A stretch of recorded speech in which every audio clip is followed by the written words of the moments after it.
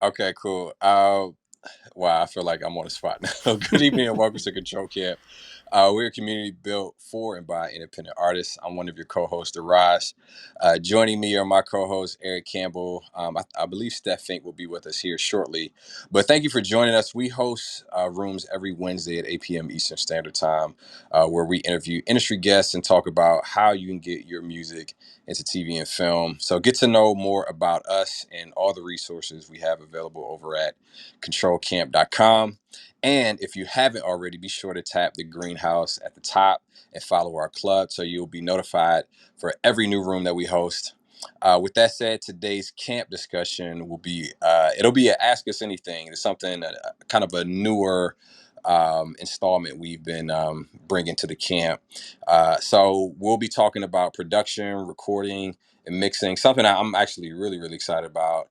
And I feel like Eric is probably even more excited about. This is definitely his world. But we're excited to have a discussion about this.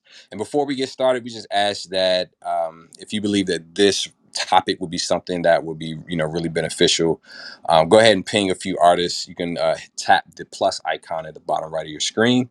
And with that said, I'm going to kick it back over to you, Eric, to get this thing started, man. Very, very cool. Let me just also say that if you need to know anything about us, everything is on our website, which is controlcamp.com, CTRLcamp.com. If you are not following, it's probably the fastest growing sync licensing club on Clubhouse, then hit the little greenhouse above my icon. That will take you to our club, and just hit the follow button and you'll be following us. The first perk you get from following us is that you get access to the after party, which starts immediately following this room. And it's kind of like hanging out at the lounge or bar after a TED Talk, where we don't really talk music there. We just kind of get to know people who are in the club. And we do a really nice job of socializing and getting to feel like family. So we want to see you there. So come in and tune in with us. Um, cool. So, Tommy, do I want to put you on now, or do I want to bring you back up later? Kick me out. I'll hang out as long as I can, and then if I have to go, I'll text you and say, pop me back up. I'm going to let you decide when to bring me back up, but I want the room to be populated. This is kind of a big moment for you guys, so I just kind of want the room to be populated. So I feel you. I feel hang out. We'll kick me kick it to the back off. curb. Don't go The far. suspense. The suspense is killing me. All right. Well, let's Oh, talk about who. Let's. So what we're gonna do today is we often sometimes do these ask us anything rooms where we just kind of open the floor to questions, usually about sync. And then I think at the last ask us anything in April, or one of our talks during the month of April, somebody asked a question about recording about recording, that led us to talk about that we needed to do a whole room where we could just answer questions, and open the floor to any questions about the recording process, capturing vocals, recording live instruments, mic setup, workflow, how to be prolific, how to be productive, how to be quick. And so, people who are on the stage now, Jason, Annalise, Herman, John, are all really good creators who have a lot of experience making a lot of music really quickly. And so we're going to kick it off. We may add some more later, but we're going to kick it off with taking any questions. Before we do that, let's kind of go do a quick round.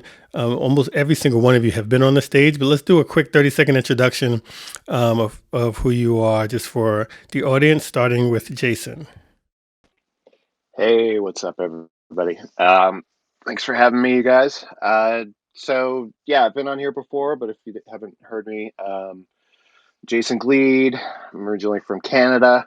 I got started as a musician and playing in bands and doing that whole thing from a young age, but then got into music production when I was probably 14 or 15 years old and became a profession when I turned about 25, and it's been a 20-year career since, and I've had hundreds and hundreds of songs placed on TV and films, advertisements, and pretty much across all kinds of media. And yeah, music is my life, and I'm excited to talk gear tonight. Awesome. So glad to have you, Jason. Next, we got Annalise. Hey, Annalise. Hi, how's it going? I'm Annalise. I'm in Toronto. Jason and I actually came up together at a music house here. That's how we met. But I have been an engineer for, I'm dating myself, but like 25 years. And a lot of that has been in commercial post as well as like movie music. Like I've done a bunch of films with Michael Dana and Leslie Barber, and yeah, so I think that on this stage today, in the larger arc of questions, I would be a good person to talk to about recording and mixing. Of course, I write music and produce music as well, but I think that probably people like Jason and Herman might be better off answering those questions than me, but hit me up for the engineering stuff for sure. Awesome. Awesome. And we got Herman. What's going on, Herman? What up? What up? I think Annalise is way too humble about that. She's an excellent, a phenomenal songwriter and engineer. I've gotten a chance to work with her, and damn, she's very impressive. My name is Germán Briseño. Don't even try to say it because it's weird. I'm from Mexico City. Live in Los Angeles now. I've been a professional musician for over 20 years, and a producer for over 10. I've toured nationally and internationally with many bands nobody's ever heard of. But and I've been doing production, especially focused on sync for a couple of years now. Rumor has it that I play some stuff somewhere, and yeah, I'm very happy to be here, answer all these questions. I love to talk about production. I love to talk about plugins, about the process of recording. I live it every day, day in, day out. Let's do it. Love it. Love it. Love it. All right. And next, we have John Neverett. Hey, what's up, everybody? Yeah, I'm John. I am a producer and engineer out of Texas. I too have been, guess I started working professionally in the music after I interned back in '96. So I am dating myself as well. Been in and around that professionally and semi-professionally since then. Stepped away for about 4 years here recently. Thought I was going to hang it up for good. Ended up stepping back into the ring, so to speak, and got hooked into the sync world. And I've been loving it since. Been steadily busy for the past 2 years, working with sync and working with a lot of amazing talent. Daraj is one of them. Can't wait to work with a lot of other people that I meet along this journey, and stoked to be on here. I appreciate you guys inviting me up. Can't wait to answer some of these questions as best I can for y'all. Awesome. Awesome. And Koichi. It's Nerd Day. This is That's great. exactly what it is. Come on. What's going on, guys? I'm Koichi Sanchez. I'm a composer, producer based here in LA. I tend to work a lot in the production music library space. I've helped launch a couple libraries for APM over the last few years, and I do some custom score work as well. And when I'm not doing the kind of like the pretty score based stuff, I'm doing a lot of loops and samples and beats and whatnot for the record side of things. So that's a me. Awesome. Awesome. Awesome. You might see Steph's icon on the stage, but she's actually traveling right now, so she's kind of in and out. Probably not really going to be talking, but she is with us. So look, we are so happy to kick this off. So let's just jump into it. If you have any questions about production, mixing, recording, or anything in the process, if you're trying to be more prolific or just have any issues about your setup, throw a hand up, and we'll start bringing people up as we have some questions. And in the meanwhile, while we're putting up the stage, I'm gonna put somebody on the spot. Let's start with Jason.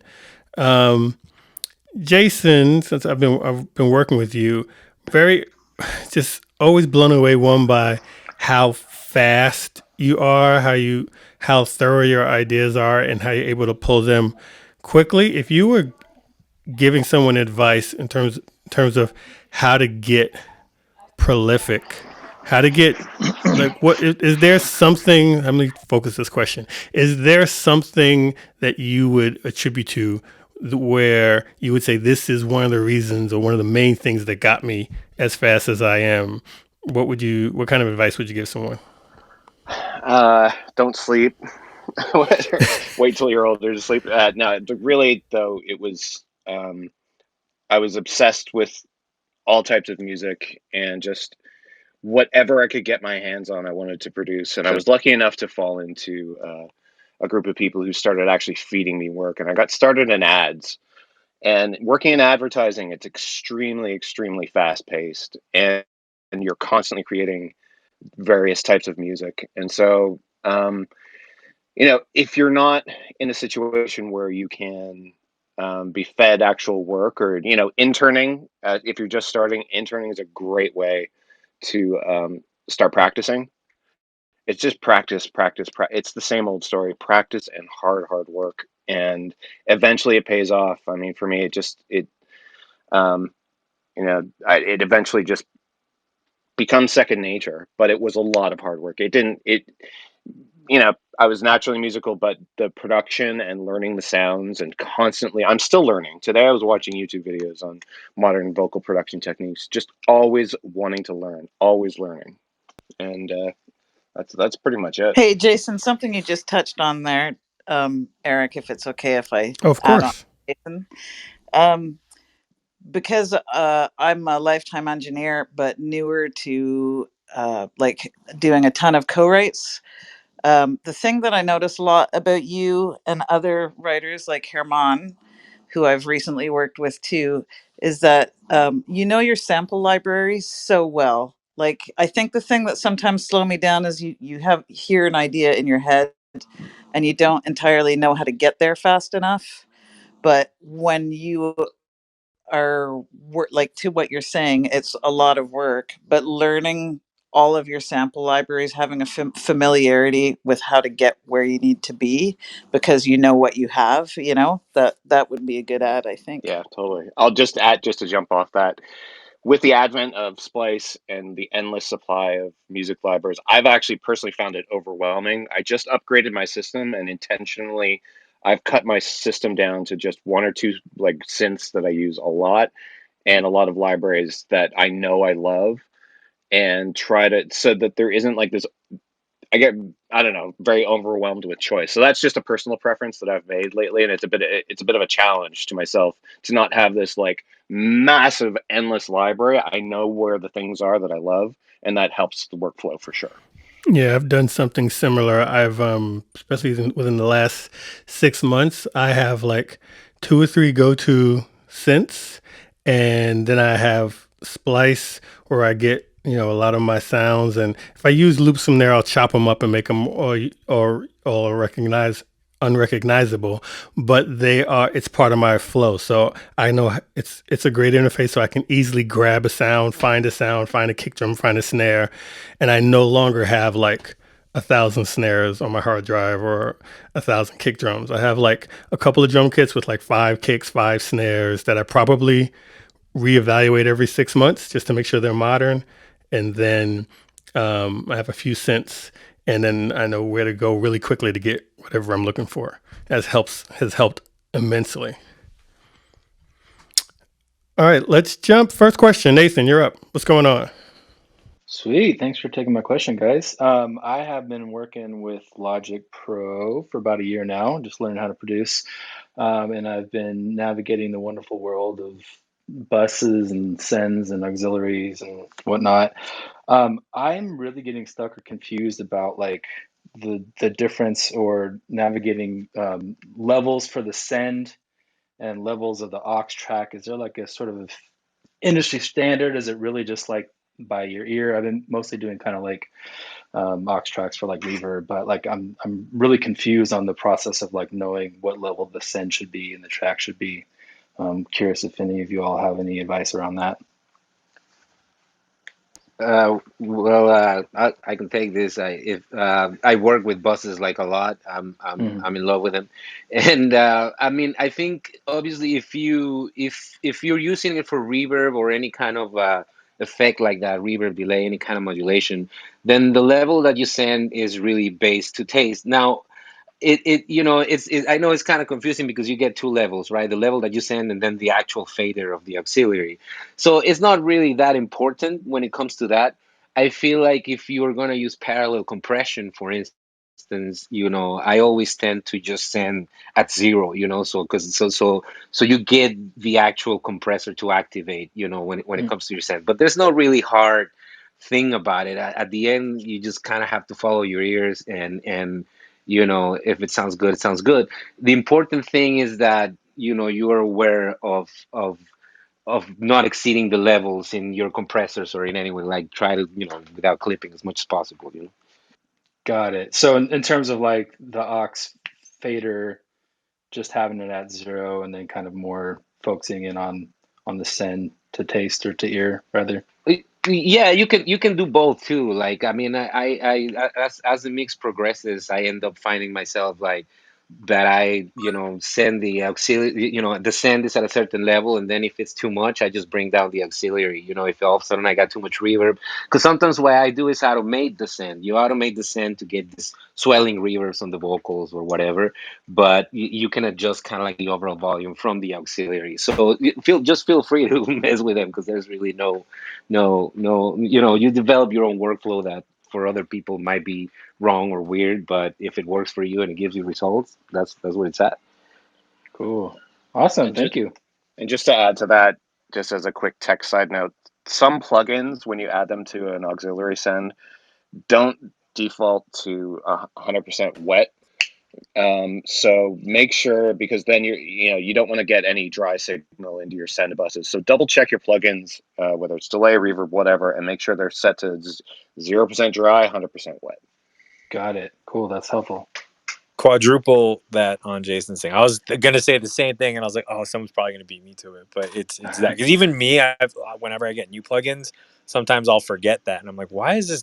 This should not be sounding like this." And I'm like, "Oh, duh, and I forgot to set this to 100% wet, didn't I?" And then you go do that, and you're like, "There we go, it's doing the thing." So Cool, cool. Awesome. Thank you. Cool. Thanks, Nathan. All right. Next up, we got Nick. What's going on, Nick? Hey guys, what's up? Um, so I'm starting new, trying to look for another laptop. The laptop I have currently just it keeps crashing, and every time I open up FL Studio and I open like one VST and press one note, whole thing crashes. So I'm trying to look for like for a new one that I don't know has like maybe a faster processor or like just like what's if you work with laptops, 'cause I know a lot of people do desktops, but what's the best laptop for like just to avoid those problems of crashes and glitches and stuff like that?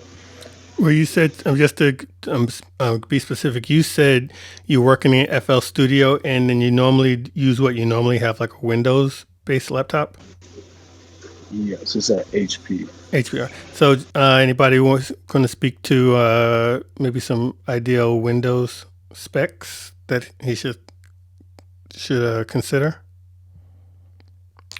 Well, I mean, just universally, whether it's a laptop or a desktop, three major components that you got to be concerned with is your hard drive, your RAM, and then your processor.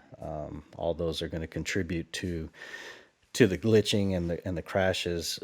Especially nowadays, it's kind of the standard is running SSDs. Because those disk-based drives are going to give you problems because they're just not fast enough to keep up with transferring all the information. And then obviously, if you're going to be working heavily with a lot of virtual instruments, just make sure that you got plenty of RAM to take the task.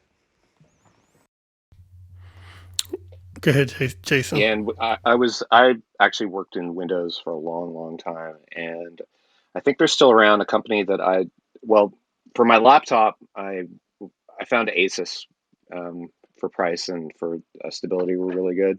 But like John said, your RAM and your drive speed are really important.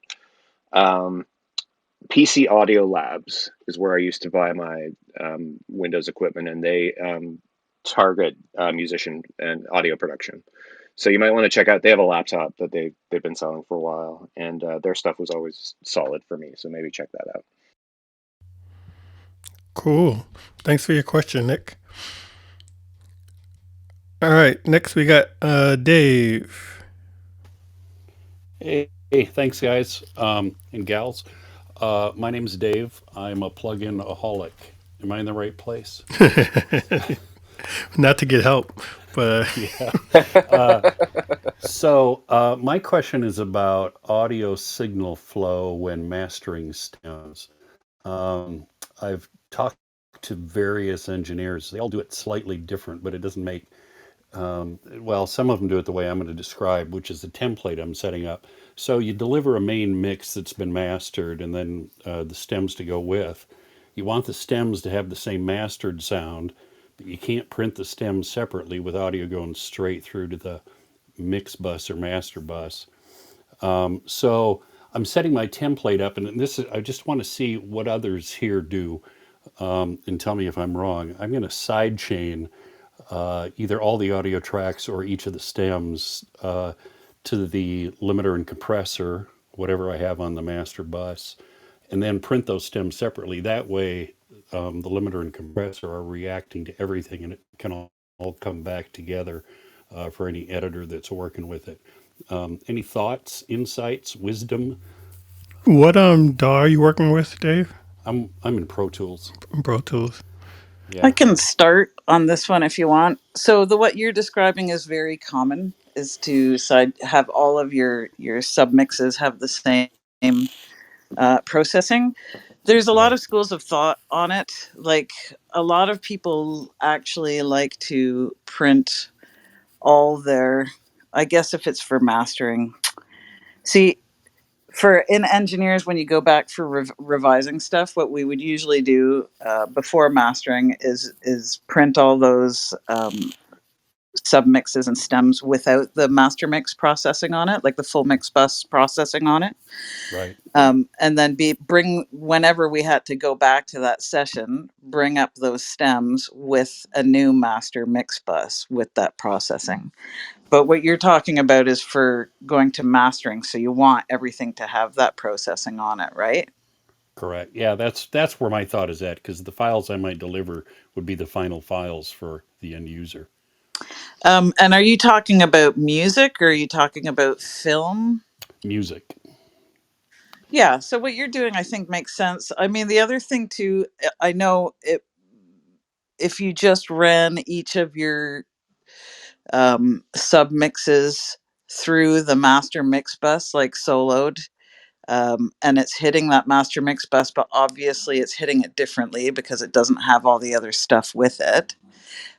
But still, that'll get you very close.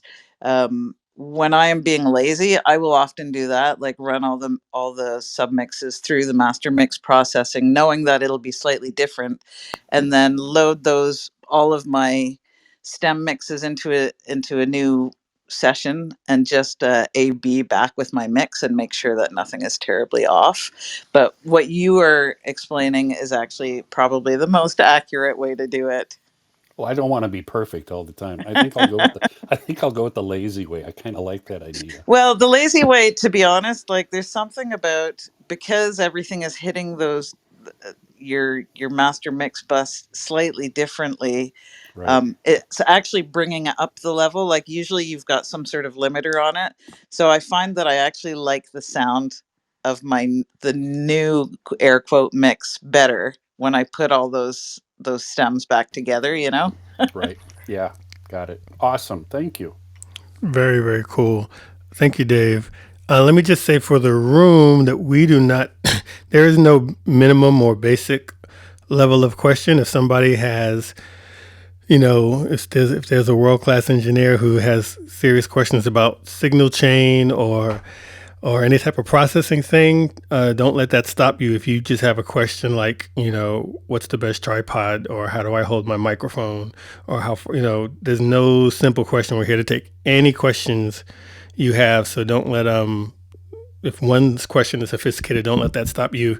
If you have a question that you feel might be less sophisticated. But before we go into the next question, because Annalise said something really cool, and I just want to ping the rest of the panel about this. And I think it's a similar question, if not the same question. But when you're thinking specifically in terms of music that we're making for sync and music that we're turning in, whether it's to a library or a client or a supervisor, and normally what we've sent them is a mix that has some type of master bus processing. Usually we're mixing and mastering our files many times ourselves. So we have, at the very minimum, a limiter. But some of us, I have a pretty extensive master chain. And so when it's time to send out stems, just the bass and snare and just the vocal a cappella, instrumental a cappella.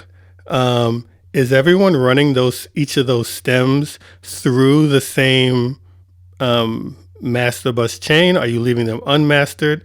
I think that's what. So you were saying you do, Annalise, but I want to confirm that. And yeah. So I've written for some libraries too, and they're usually very specific that they want your stems to exactly equal what your final full mix is. They don't want it to sound different when they put it back together.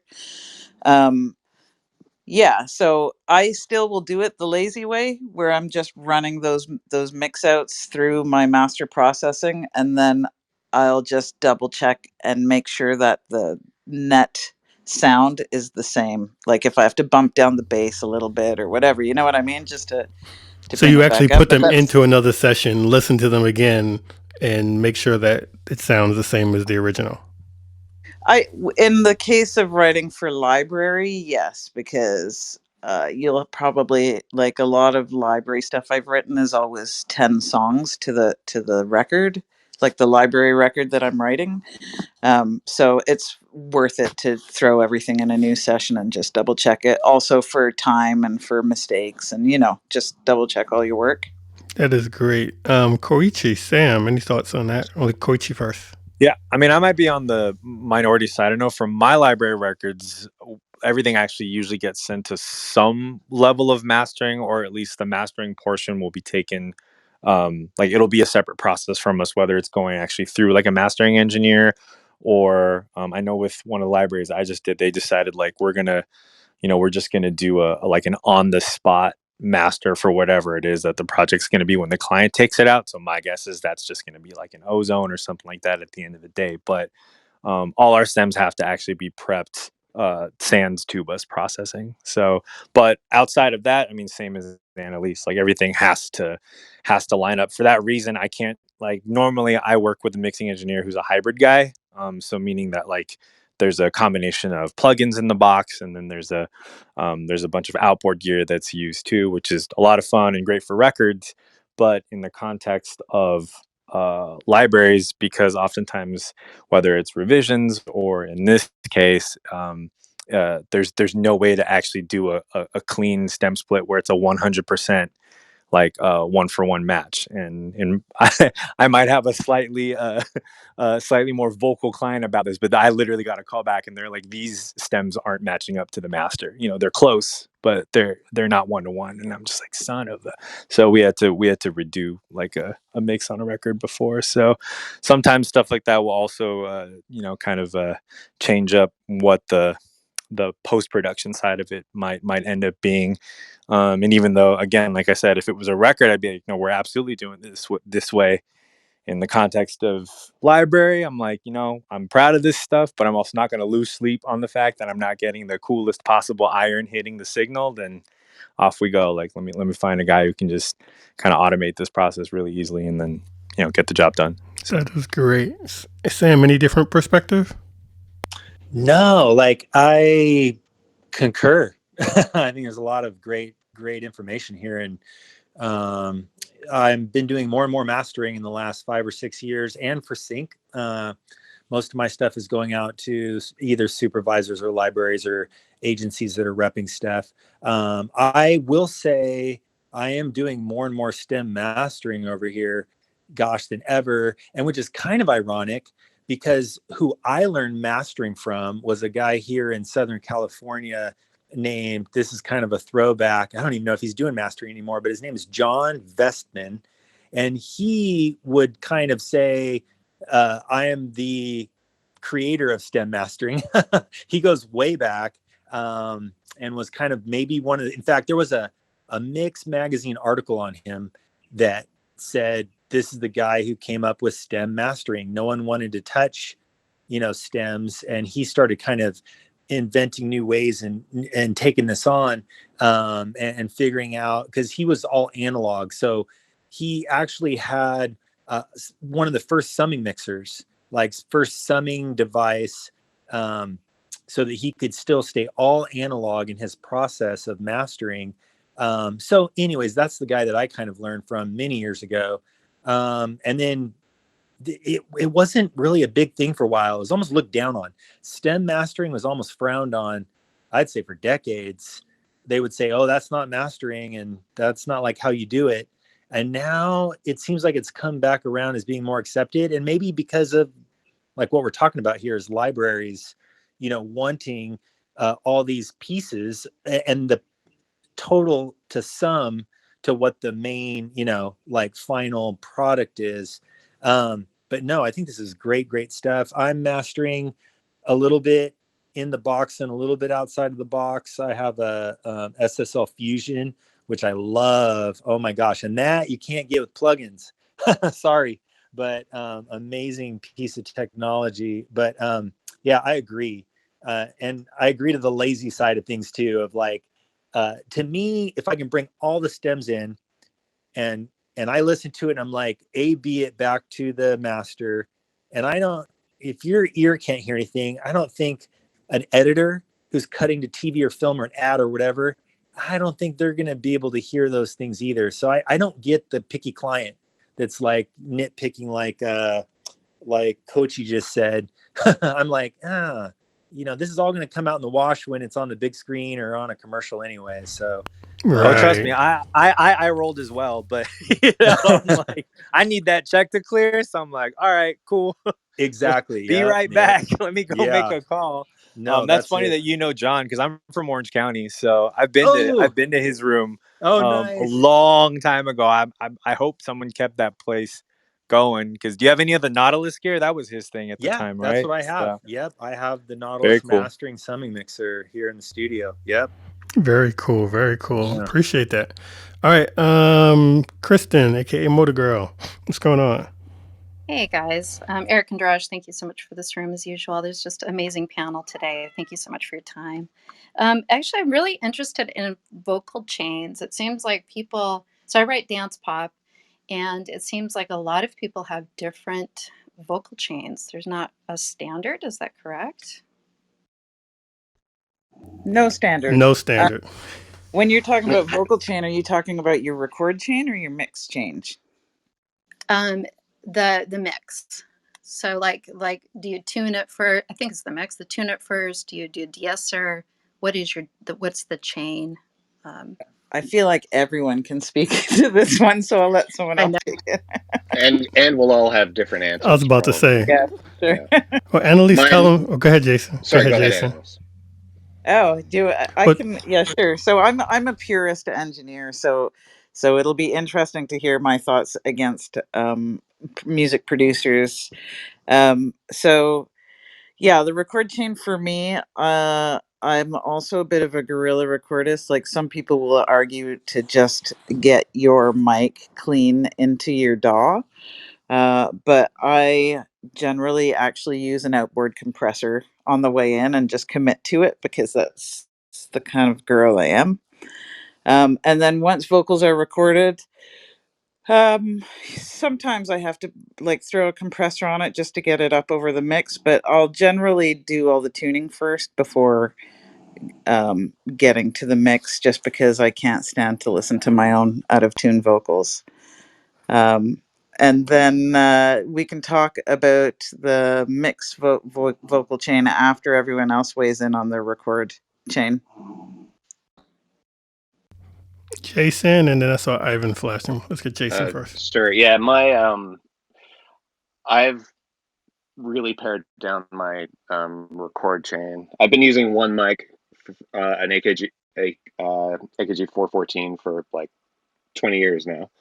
I keep it extremely simple. I used to use outboard gear, but now I've switched over to the UA Apollo, and I'm on the side of keep it pretty clean going in, and then I have room to play around on inside the box. Love it. Ivan? Okay, so hey guys, by the way. So what I typically like to do is I don't have any outboard gear. I would like to have, a nice compressor going in, like what Annalise has. But so what I typically do when I'm recording vocals is I will run it through an auxiliary channel with probably like an 1176 on it or something like that, some type of compressor going in to make up for the fact that I don't have outboard gear. Um, and then I will clean up the audio. So like Melodyne, I'll take out, I'll minimize the breaths, minimize the S's. And then when I finally get to processing the vocal, I do typically just pretty straight pop stuff for the most part. So I like to compress my vocals a lot. But I do what's called serial compression. So it's just basically like instead of using one compressor to do all your work for you, you use multiple compressors doing just a little bit of work each. And that way you get a more natural sound with it, and it doesn't sound, your vocal isn't pumping too hard, and it's kind of gives you a good, nice, smooth pop vocal. So that's typically what I do. Ivan, I'm sorry, can I interrupt for a second? Can you just tell me a little bit more about the multiple compressors? What does that mean, the serial compressor? Okay, so when you start working on your stuff, like you will want to, like, let's say first you throw an EQ on there. You kind of take out some of the bad stuff out of your voice or out of your vocal mic.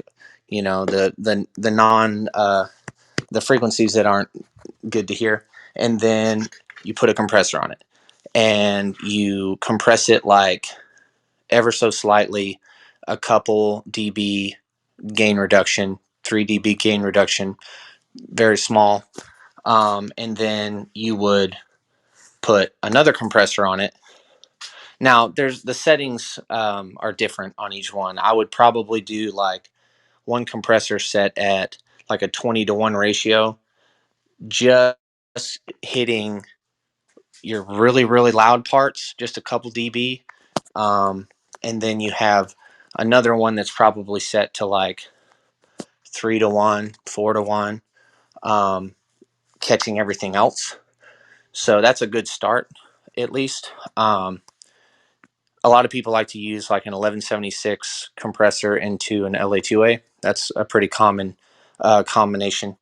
Um, but yeah, so that's essentially how you would do it.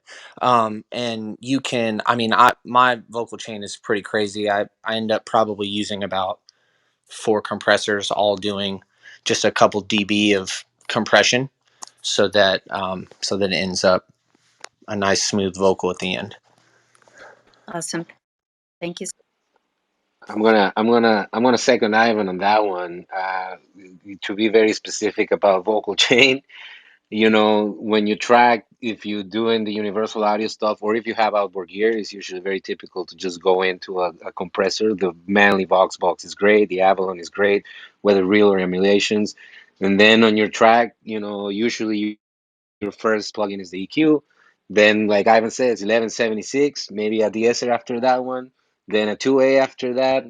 Then if you want to add some micro shift, alter void, decapitator to either add distortion, pitch shift, or whatever. And sometimes you have another compressor on a parallel bus with other stuff over there, an eventide or something to give it width, different types of reverbs. And then you send everything to a main vocal that has maybe another compression doing something a little slightly, and maybe another EQ acting dynamically to catch like the whole EQ of your reverb and everything, and maybe some tape. Like yeah, you can go crazy now in the digital. Yeah, there's and just for the room again, I wanted to say like we're talking about some pretty advanced techniques, and at the same time, there you can get a good sound with a simple EQ, a simple compressor, a simple reverb. There's lots of people who make music with stock instruments. So whatever you're working with is kind of knowing what to work with, knowing how to work it. But it's really cool to hear techniques that other people use. I've heard a number of people using the stereo compression. Actually, just this week watched a video on Mix with the Masters where the engineer used the same exact thing. He used two compressors back to back, and he described it for the same exact reason. Because if he's using really, really heavy compression, sometimes one compressor will distort the vocal. So if you want to compress it a lot, it's sometimes better to split that up between multiple compressors than putting it all on one. I want to do, before we get to Tony, I want to query the room, and so there's nobody in the queue right now, so we can do this easy. I want to do an experiment. I want you to raise your hand if you're in the room. Raise your hand if you currently record yourself, whether you're at your own home setup or whether you go to a studio to do it. But if you record yourself, let me just see how many people in the room raise their hand. I only see one, two, Let's start three, lighting it up. It's like four, 16 Not people, agreeing all the 18, way. 5. 20. All right, so we got a good amount of people who all record themselves. Oh, that's great. All right, so okay, so let's within that. Okay, everybody, put your hand down for a sec. Um, all hands down, please. All right, so within all the people, everybody's hand down. Within everyone who said that they record themselves, how many would consider themselves like new or noobs or kind of very, very like a novice? How many would consider themselves a novice recorder? Raise your hand if you consider yourself a novice. About 10 people right now. Yeah, like four. I see 4, 5, 6. Yeah, 7, 8. All right, good. Oh, that's really good. Okay, good mix. All right. Everybody's hands down, please. All hands down. Um, and then how many who record yourself, how many feel very experienced, like you're very comfortable recording, whether it's vocals, whether it's music, whether it's live instruments, but you're very comfortable recording yourself or recording other people or what have you? Raise your hand if you're very comfortable as a recording music or vocals. I got about 15 I'm looking at right now. It's a nicely mixed room, yeah. So we've got novices and very experienced people in the room. So this is good. So I want to make sure as we're moderating and answering questions, we're keeping um, enough information for the novices, but also not boring the people with the good experience. So this is really, really good. All right, awesome. Okay, I think Eric, I feel like you might have just like came up with the genius idea for Clubhouse, like a poll feature or something like that. totally need a That's just poll really feature. That dope. would be awesome. That would be really amazing. All right, Tony, thanks for waiting. You had a question. What is it? Oh, and everybody, you can put your hands down unless you're actually waiting to answer a question now. So everybody can put their hands down and keep it up if you have a question. But let's go to Tony. All right, hey everybody. Yeah, so Tony, I'm a composer. I do some production, and so I've been doing some things.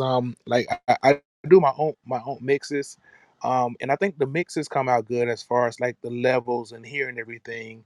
But when it's done, like, and this part may sound weird, when it's done, like the final product, it sounds thin to me. It doesn't sound like thick and full like I hear some things on the radio. So just wondering if you guys know any tips in regards to just making like that final mix sound like full. That's a great question. I know you're going to get lots of good responses. Who wants to jump in first? The way you monitor, that's first and foremost. If you're not getting a true, if you're not getting anything that's going to be reflective or representative of, where it's going to be listened to, no matter where it is, it's not going to translate. And if you're mixing on something that's not giving you that good representation, it's not going to translate well. So make sure your monitoring is good. If you're working in a room that is subpar, which many people do, I mean, I do too, you got to learn the room, and you got to learn all your reference material and everything like that. So there's a lot that goes into it. I don't think, I mean, me personally, I don't think there's just one answer. I think there's a lot of equations, or a lot of parts to the equation. Monitors, your ears, all kinds of things can contribute to that. Um, as an engineer, there's a couple of things aside from someone just telling you that you need to practice mixing. There's some things you can do, like while you're mixing, reference music that you think your track should be up against. You know what I mean? Like literally do an A B against tracks that you hear and let that inform your decisions as a mixer. And try to match like broad things like the bottom end or the high end or the mid range. I think those are good ways to sort of guide your mix towards what you want to hear. Obviously, what you're A being against is mastered, but if you could get it close to there, that's still good. You probably have to drop down the volume because you're not going to be able probably output the same volume that you're hearing from a mastered track. But aside from that, that's like a really good way. I also, I mean, just as a mixer, you take your mix while you're mixing out to the car, out to the living room, reference it in a bunch of places, and keep working your mix until you're closer. And then, as the dumbed down cheat, there's a bunch of plugins that you can throw on your master bus that will help your mix along too. Stuff like just throwing a L2 on the end of it, squashing it a bit. There's some precision mastering plugins that are also good. They just sort of squish down your mix and sort of like change even the EQ of it in their process. That can help. But really for me it would be reference your mix against other things while you're working.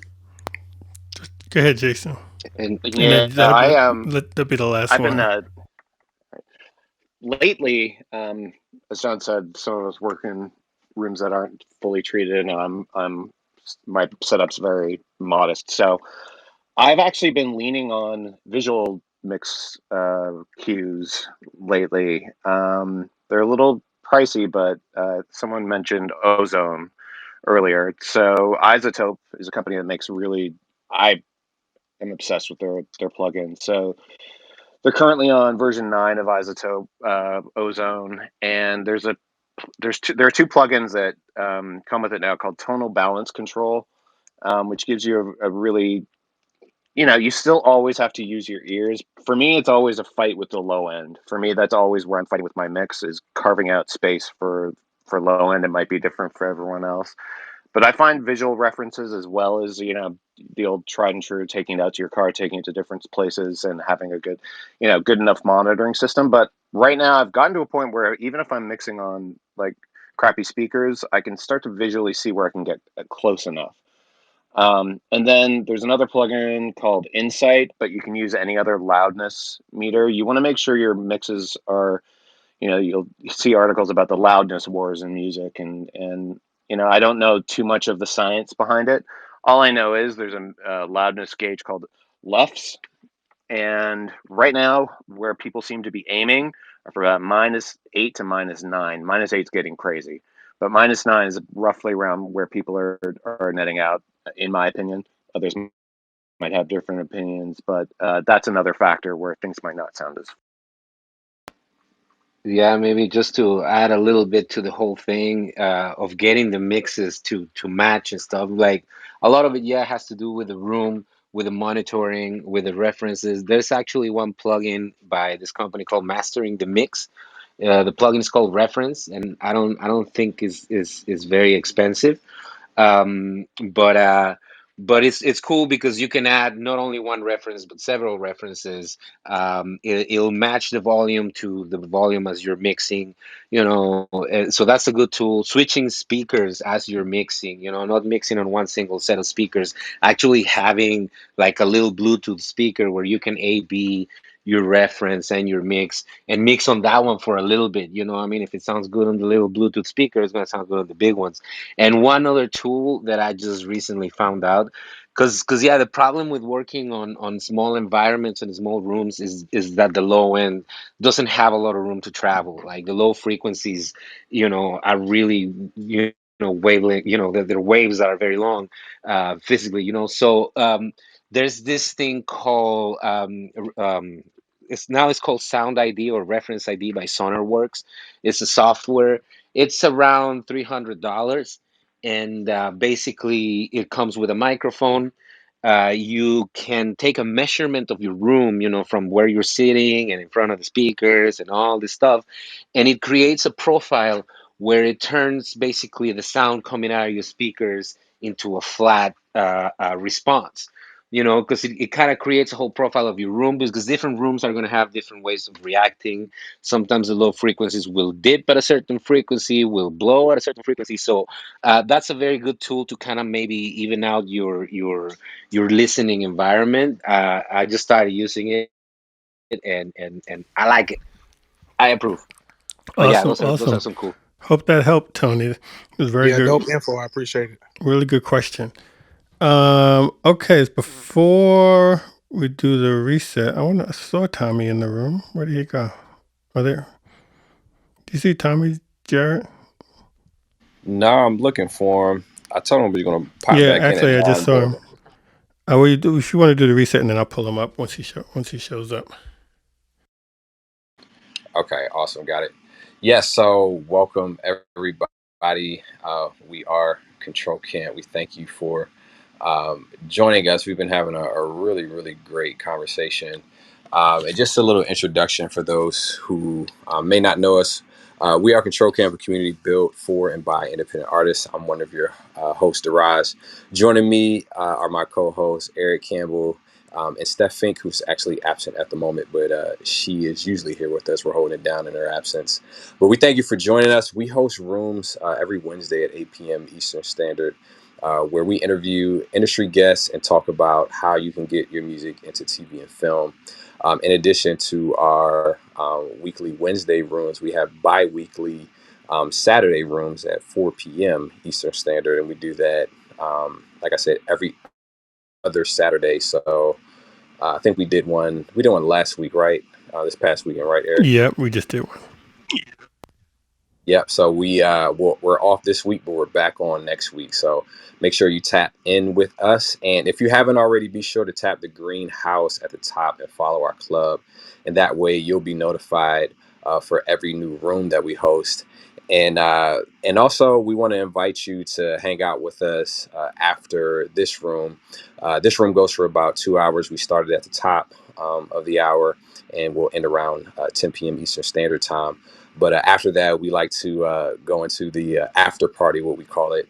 And so it's for members only. So if you're not a member, you won't see it in your hallway. But if you would like to come kick it and hang out with us, make sure you're following us, and we'll pull you in and keep the fun going.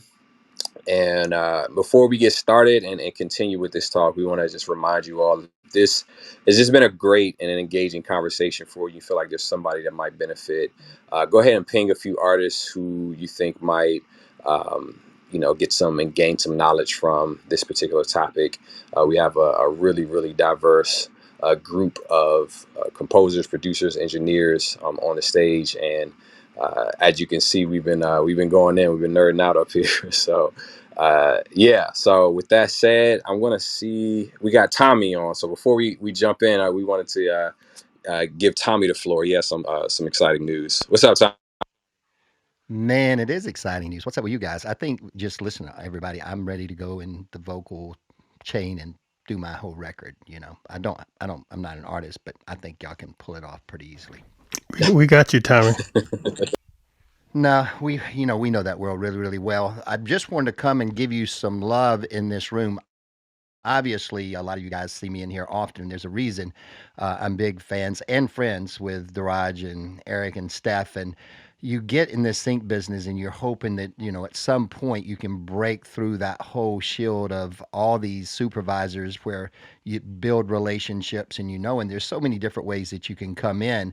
And I guess it was probably now, Daraj, 2 years ago that I met Daraj, and I was actually monitoring a room at the Durango Film Festival, and he came in and was in my group, and he just blew me away. I mean, absolutely blew me away, and I thought he was one of the up and coming hottest people in sync that I had heard in forever.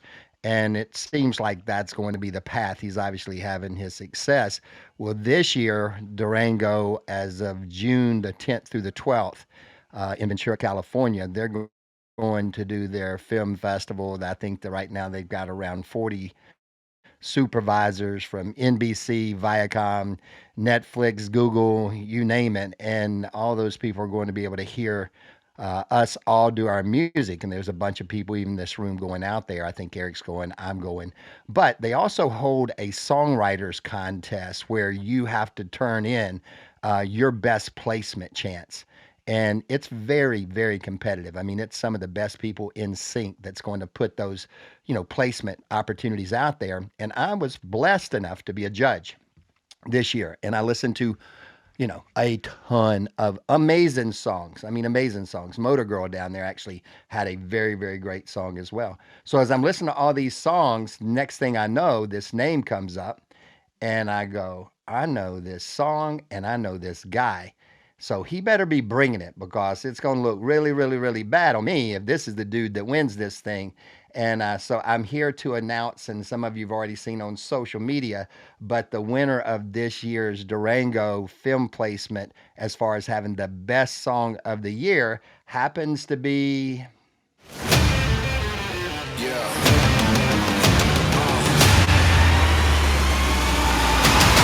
I hope you're paying attention. It's something you don't wanna miss. Yeah. I know it's blowing your mind, and it don't get better than this. They won't forget what they saw. I left the debris on the floor. Coming in while they snore. Listen to the warning. Knock, you know it's us. Vroom, vroom when we pulling up. Stop, drop, tell them hit the floor. Boom, boom, yeah, we blowing up. We the ones that they asked for. We've been running up the stats more. Came in through the back door. Never stand up with the mask on. They gon' remember us. Yeah, you gon' remember us. And I've been remembering ever since I met him. So Daraj is the winner of this year's Durango Placement Film of the entire nation, international. Actually, we had Mm-hmm. people from all over. So congrats, my brother. I had a lot of political pressure saying, "Hey, this dude, your friends," and I said, "You guys beat the song, and then we'll have a conversation." Man, you were way out front, and I love you, my man. It feels so. Yeah. I appreciate you, Tommy. If y'all see what I did there, I set it up so that I could, do my own bragging situation right here. Yeah, Actually, you actually, I had backboard to ask alley those oop, guys to bro. please let me come on and do this because it's a big deal, man. I mean, sometimes we don't recognize that. I know what a big deal it was because I got to hear the competition. I got to hear all the songs, and Durango takes their stuff very seriously. If you don't know that whole world, Jim Atterbury protects, his supervisors really hard, and only 30 people get to go out there and pitch their music for 2 days. Those people have to go through an interviewing process, and the songs are all on point. And this year, Daraj will also be one of the artists performing out there at night as well. I think is the hope that we get him to. And so again, won't take any more time. I'm totally amazed by what you guys are doing tonight, but I'm totally amazed by what you're building on Clubhouse. And I get to be blessed to call you great friends of mine. So, man, congrats. God bless you. Man, we. Tommy, we Oh, are. go ahead, Eric. Oh, first, Daraj, we're so proud of you.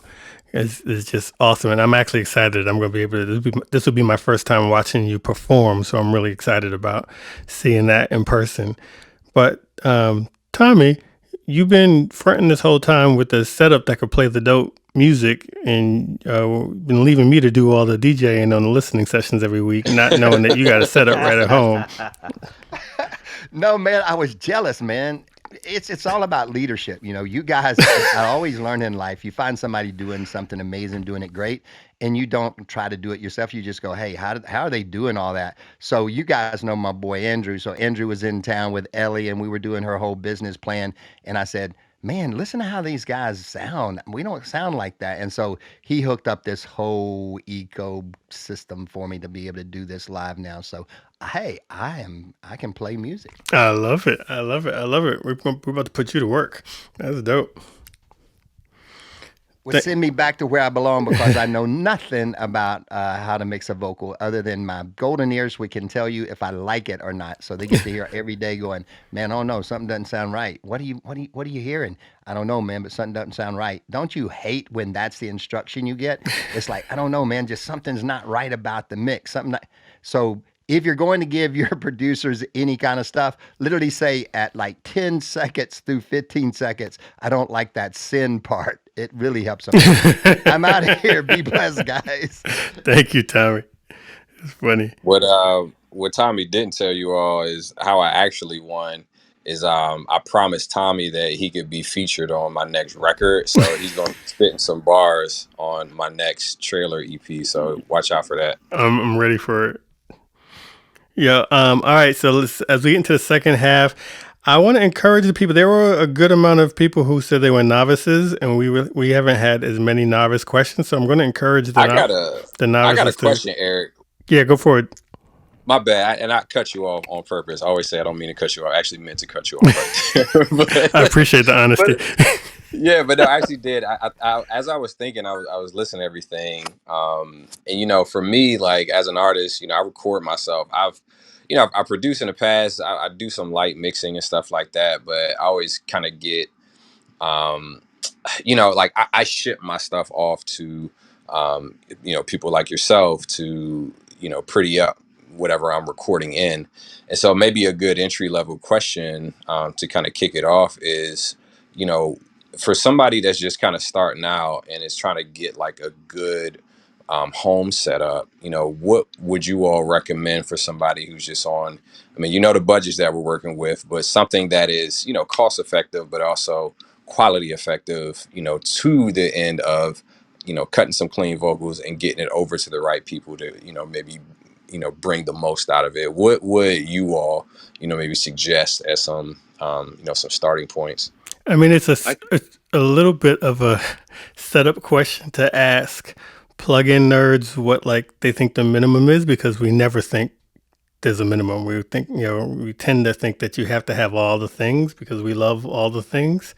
But I actually am personally a believer that you can, like, especially if you're recording vocals, I've helped people with nothing but a laptop and GarageBand track good demo vocals, good recording vocals, vocals that made it on the album using nothing but stock plugins in GarageBand for free. You didn't pay for anything.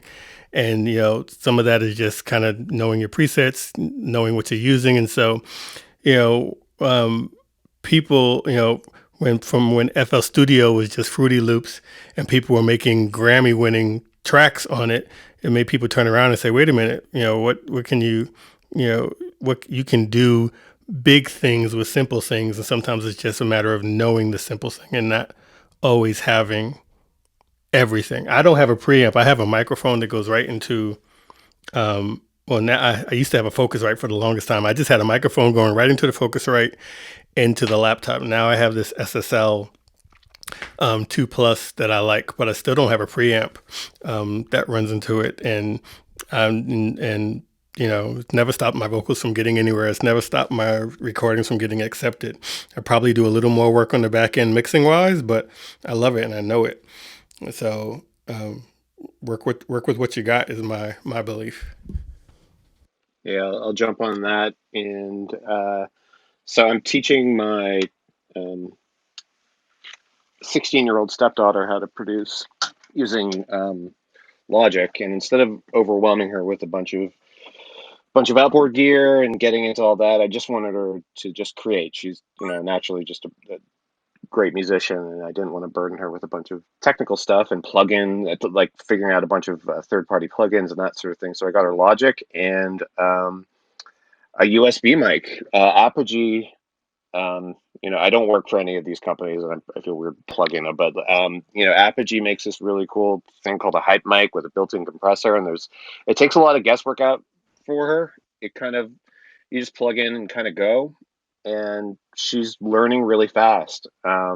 And she's only using stock plugins in Logic, which are actually really good.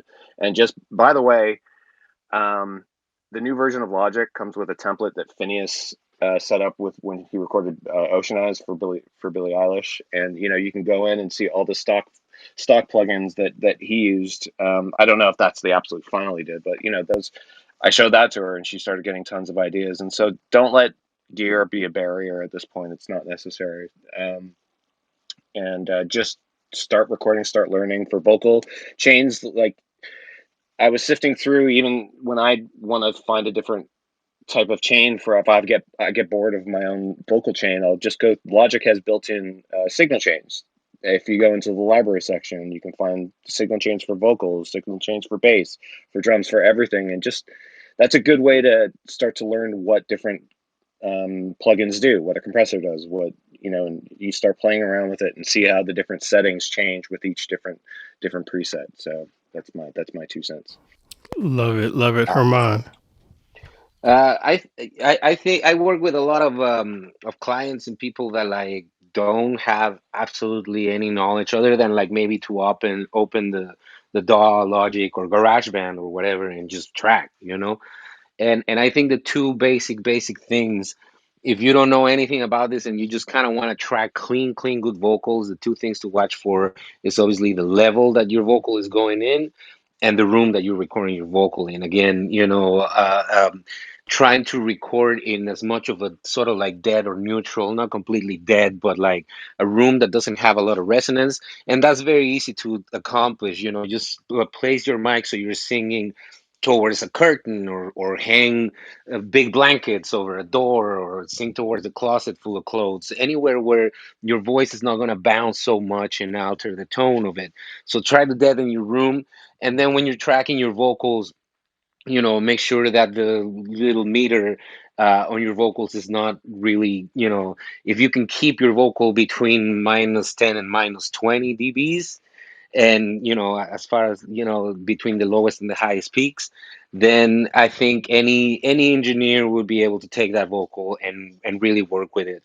Those are, I think, the two things, without really thinking about plugins or anything, that if you're tracking your vocal, just make sure that you're not clipping or recording too loud. If you are tracking against a track and you think your vocal is not loud enough as you're tracking, just bring down the volume of the track. Basically, instead of trying to raise your volume up to beat the track, make sure you lower the track, keep your vocal -10, and and anybody could be able to mix that, regardless of the microphone you employ.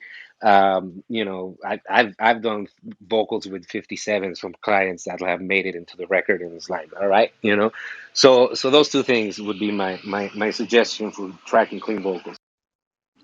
Can I Great, can I great jump in real advice. quick? Go for it, bro. Yeah, I love all of this, and I'll share my setup too, just for any artist there. Just curious. Actually, the song that Tommy played. If you go to my Instagram, I just put a picture of just what my setup looks like. But literally, I mean, I just have two KRK. Like I have two KRK speakers. Uh, what is it? Universal Audio Interface. My laptop, Pro Tools, and a little homemade studio that I bought. And the little studio, like however it looks like, I probably spent like less than $100 to do that thing. Like I just found some foam on like eBay or Amazon for like cheap. I found some soundproof curtains. I think the little rod up there is like a corner shower rod. And I just spray painted black. I had some leftover wood I just put up on the wall or whatever. And literally everything that I do is like right here. It's a really small setup. And my mic, I have an AKG mic that somebody gave to me. It's like a 214 or something like that. Um, but it's not a lot. Like I have a really, really small setup in comparison to like some studios that I've been to. But like you don't need a lot these days to create like a really great sound. Like if you can create a small space to cut clean vocals and try to dead it out. you're able to kind of cheat a lot of stuff. Like, and I've grown too. Like, I've done mixes where like there's still a little bit of room, and I've had just some great like room noise, but I have some great engineers that know how to cut it out. But I've had to like refine my system a little bit. And the last thing I have a chaotica eyeball on there, which kind of does some, but it's not a ton. Okay, But I yeah, have I just want to share that. yeah, I have a chaotica eyeball. I actually like it, and I have it in an open room. I mean, my room has carpet, so it's not too noisy to begin with. But the chaotica by itself, I used to just have the aluminum shield around the microphone when I was doing the open room. But I've seen your setup on Zoom, Daraj, and you got like the triple reinforced. You have the chaotica with the aluminum shield around it in a Right. corner foam enclosure. Like there's nothing getting breaking through that. You like Boy, low made that joint key. super dead. I put the shield around. I had it there, but I realized like I probably don't really need this, but I was just too lazy to take it off. So it's just like I was like, well, it'll dead it out even more, so I ain't tripping. Oh, I wanted to shout out Craig King as well. Tommy spoke really highly of you, man. Great to have you on Oh yeah, I stage. was about to just introduce the dude. That's my homie. So Craig is like a award-winning producer. He's also the founder of Rap Plug, which is a great app and community for musicians trying to get into the space. And Craig, you up on the stage? Say hey to the people. Hey, hey, hey, and to be completely honest with you guys, I really tuned in, Eric, because I saw you. And, when I see your name, I get excited because you're my brother. And just, reinforce the things you're saying and kind of hear what your setup is today and what you're working with over there. And then I heard some things that sounded like the setup that I have. Yeah, I'm just comparing notes over here, making sure I'm doing things okay. I'm making sure the stuff that got you those Grammys is still relevant. Is that what you're saying? That's I'm awesome. just trying to make sure I got the playbook at hand. I appreciate you guys, man. This is No, we great. appreciate you. I mean, And feel then I free. see Tommy in there. I see Tommy over there. So I'm like, okay, we're in good company. It's all family Oh in yeah, it's here. So family for real, for real. yeah. Yeah. So yeah, man, the Atlanta connection, the Howard connection. The music connection. I'm glad you're up in here. Feel free to And hang by the out. way, speaking of which, mentioning the Howard connection, Felicia Rashad, can we give her a hand? Can we do that? Yes. So Felicia Rashad just got appointed dean of School of Fine Arts Mm-hmm. at Howard Mm-hmm. University, which is like that's where Craig and I went to school, where we knew each other from, and like I mean we're so proud of so many alumni from this university that's doing awesome things, but to have her who's gone on to do all these amazing shows and then come back and now serve as dean, which was just announced today. Was it today that it Yep. was announced? Absolutely. Absolutely. Yeah, so Yep. we're like flying high about that. It's Yep. pretty. This Yep. has been a pretty awesome year for Howard. So, It really. from Kamala to this, everything's been pretty awesome. Yeah. Yeah. Yeah. But yeah. So yeah, this is great. This is a great thing. Is it called CTLR? Is that what this Control is? camp, yes. I love it. Yeah. Got So it. we now what we normally this is community is focused on sync licensing and all about building up a community of people who are exchanging information on how to get your music placed in films, television, and ads. Craig, we know you also have experience in not just on the commercial side, but also on the ad side. And so we created this, Daraj, myself, and then another co-host, Steph, we created this space to build a community and also exchange information to teach those who don't know, and just it's grown pretty cool in the last 6 months. We have a great dynamic here. So glad. Awesome. Well, I'll get out of your way, Well, man. I'll just listen in if for a while. you're This is welcome cool. to listen, you're welcome to hang. I know you have a lot of tips in terms of just recording and producing, so you're totally welcome to hang if you're able to. If not, we totally understand. We're just glad you were able to show your face. Cool. Cool. Thanks. I Jared, not Daraj, but Jared, I appreciate your patience. I know you got a question. What's going on, bro? Greetings, greetings. I just want to, say congratulations to Daraj and Tommy for that presentation. That was wonderful. I was trying to click my mic, but I definitely wasn't on stage yet. But I was like, yeah, I wish I could click my mic. But yeah. So Thank you, I'm man. new. Yeah, for sure, for sure. So I'm new to the recording at home. I was one of the people who like raised their hand for recording from home, and luckily enough, I did get some placements for Sync this year. But I would like to know any like tips that'll be like, oh, I never knew how to do vocals like this. Like, what's something good that I should like start doing with my vocals once I record? That's a broad thing. I want to get you to specify. From one, congrats on the placements you got this year. That's huge, and that's really awesome. And you've been here since, I think you've been here almost since the beginning of Control Camp. So it's real dope to see. But tell me, help us focus that question in terms of you're just starting to record your vocals. So you got a mic, you got a DAW. Tell what's your setup, and then what do you is this something you struggle with in terms of getting it clean or anything like that? So first off, thank you. And then I'm working on Pro Tools. I think I have a 2C14 AKG. And I'm pretty much focused on like pop and R&B. So, And like, you should I be? record yourself, or do you record Yeah, other I people? record myself. I record myself. Gotcha. Okay, cool. And do you mix then what you're recording, you then go ahead and mix it on your own, or you send it off to someone, or how's that working? The things that were placed were everything that I've done. So like on like the last couple of records, I've learned about like the panning, like the left and right. So maybe like three leads or I will record, and then like one in the middle, and then one all the way to the left and one all the way to the right to make it give it some like balance. Like okay, I hear something from the left side. Okay, I hear something from the right side, for like ear candy. So that was something that they Do you you do know now? found. You're when you're singing or rapping. When you sing, do you always do three takes, and do you always do left, center, right, or do you do it just for accents, or do you like record everything three full times and then pan all three channels? It's something actually new. So that was just like some like a buddy of mine taught me that part, and that was just like it's simple, but it's something I didn't know. So it was just like, okay, what else other simple things am I missing out on that could be like really dope? If I could jump in, I actually want to call out either Ivan, Herman, or Koichi and talk about vocal ear candy because maybe that's something that could get incorporated into this. Like, Love it.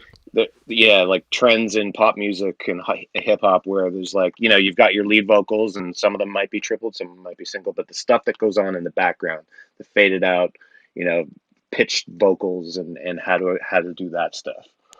I can I chime in real quick. One thing that a technique that I use is I actually try to like when I'm recording in, like I try to sing into the like I'll put the processing on the chain. So if I'm envisioning a sound with distortion, I'll put the distortion on it and sing with the distortion on. And I've noticed that it helps my performance sometimes when I'm delivering. Same thing with like auto tune. I mean that one might be a little more self-explanatory, but having it on there kind of changes how I sing sometimes. If ever I'm using it, so that's something that could be helpful for you, Jared. Thank you, thank you. Uh, Ivan, do you want to do this or me? Anyone? So Uh, I'll give a little input here, because I mean, there's so much when it comes to that stuff. But just I would just say something like this, like just from a vocal technique perspective in general, like your voice is an instrument, and you can make it sound like whatever you want it to sound like, right? So like, what I do a lot of times is, I have my lead vocal and but I want some BGVs and some oohs and ahs, but I want them to be really airy. And so, you know, I mean, when you hear me sing it, you're like, wow, that sounds really exaggerated. But in the mix, you're like, ooh, okay.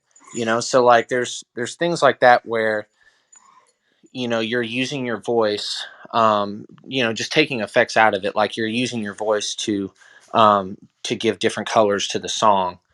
And I think that's something important to do, like especially with like gang vocals. Like if you're the only person doing gang vocals, and you do 16 takes of you singing in the same timbre and the same tone, then it's not going to sound as authentic as if you were to do like four takes in one tone, four takes in a different tone, four takes up an octave, four more takes up an octave in a different tone. And so like, there's things like that to consider when doing that. As far as like pitched vocals and stuff like that, um, for me, what just happened? Okay. For me, like, um, just I would just play with it, like just I mean, a lot of times when I'm trying to dial in like effects and like weird, vocal things, like I don't really have. A lot of times it's just experimenting. Um, Sometimes you have to just completely demolish the signal and like make it sound like trash, um, to make it into something beautiful. So um, that's something I would recommend. Just kind of like go to a place that you think I would never do that, and then do that.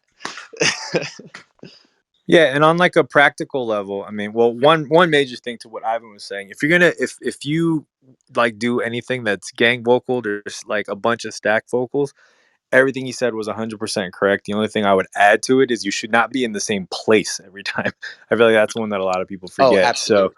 it's just, and Ivan, I'm not saying you forgot it. I just mean like, like it's true. Like you're going to be like shifting your voice around, doing stuff that probably you hope your neighbors, don't hear because it's going to sound ridiculous. But even just like stepping away from your microphone, like frankly spin your chair around and do it the other direction, all that stuff will it'll it's just a more authentic way to get like the sound of not being perfect, which is essentially what a gang vocal is. So but as far as like I mean, I think one of the best things I haven't said was like you should just treat your voice as an instrument, right? Like I think a lot of times when we think of it as like a human thing, or it's me, like you just don't. Sometimes we get a little bit too personal about maybe not trying to do the extreme things or kind of push the envelope a little bit. But especially in this day and age with the tools we have, I mean, at worst you just hit Control Z, or you just hit delete and it's gone. But at best you come out with something cool by pushing the limits a little bit. I know from like I don't do a ton of vocal production. I mean, I have a lot of respect for the guys and girls that do.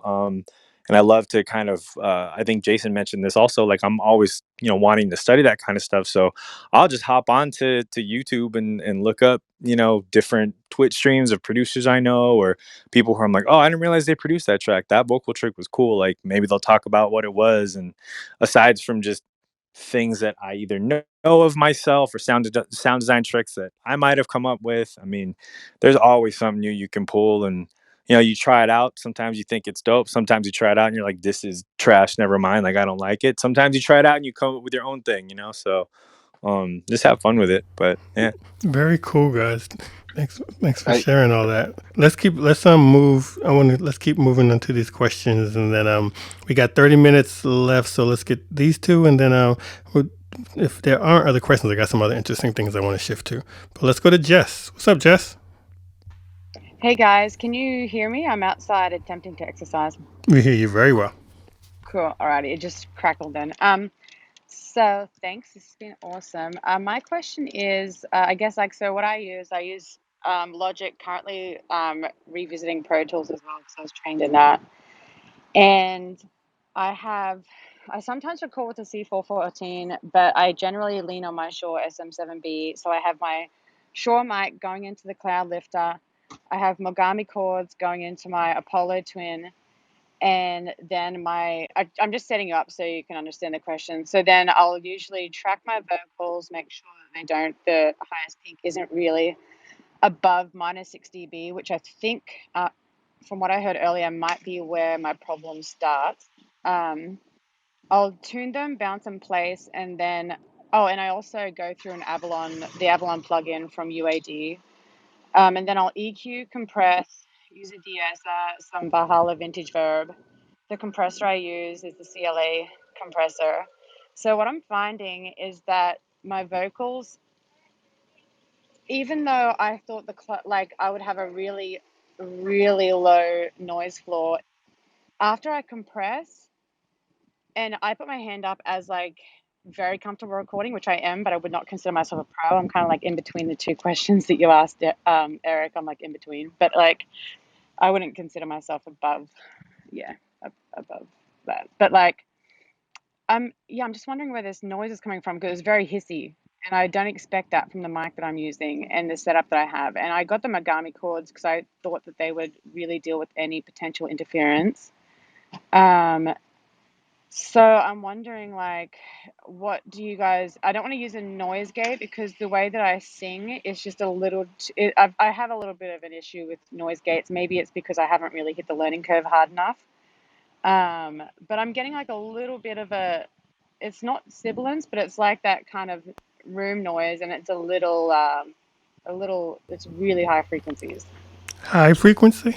I was about to say, is I there like think a fit?